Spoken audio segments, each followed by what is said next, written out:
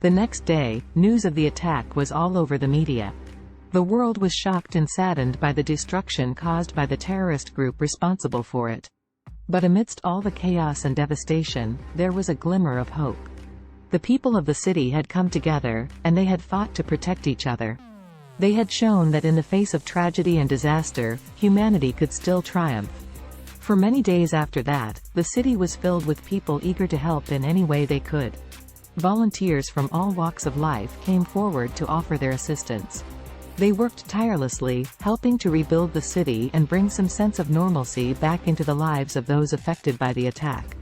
Meanwhile, I continued to use my powers to help in any way I could. I went from hospital to hospital, visiting those who had been injured in the attack, and using my powers to heal them. It was not an easy task, but it was one that I felt compelled to do. As I worked, I realized that my powers alone were not enough to stop the terrorist group responsible for the attack. We needed to work together to bring them to justice, to make sure that they never again had the power to cause such destruction. And so, I began to form a team of heroes. People with special powers, skills, and expertise, who could help me in the fight against the terrorists. It wasn't long before our team was complete, and we started to strategize on how to take down the terrorist group. We spent many months gathering information, tracking down leads, and working with law enforcement agencies to find the terrorists. It was a long and difficult process, but eventually, we were able to find them and bring them to justice. With the terrorists behind bars, the city began to heal.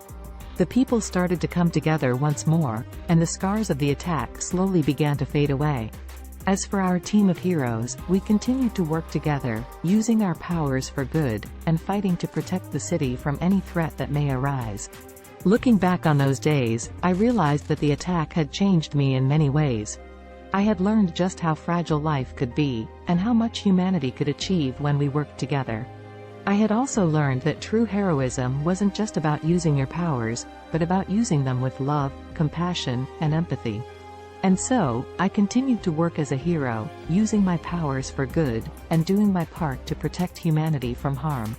For as long as I lived, I knew that I would always be there when my city called for help, ready to fight for what was right and true, no matter what the cost.